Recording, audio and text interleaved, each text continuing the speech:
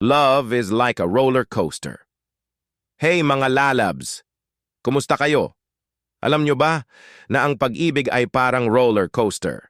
May mga ups and downs, mga twists and turns, may mga moments na feeling mo nasa cloud 9K pero biglang mawawala ang gravity at ikaw ay papaliparin papunta sa lupa.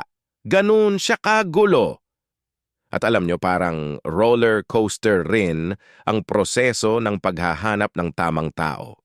Una, may queue line. Kailangan mong maghintay. Tapos pagdating mo sa ride, nag-iisip ka, tama ba to? Baka masuka lang ako dito. Pero dahil adventurous ka, sige lang, sakay na. Ang pinakamahirap na bahagi sa roller coaster ride ng pag-ibig ay ang pagtatapos. Parang sa umpisa, feeling mo, ang saya-saya ko. Pero pagdating sa dulo, feeling mo, bakit ang bilis ng takbo ng mundo para akong nasa Fast and Furious? At pagkatapos ng lahat, magiging bittersweet ang memories nyo. Parang pagkain sa buffet, ang sarap nung una, pero ang sakit sa tiyan pagkatapos.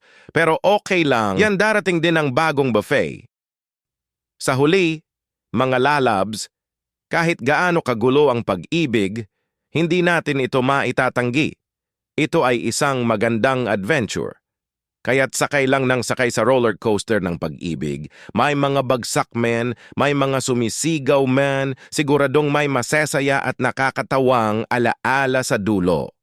Salamat sa inyong pakikinig.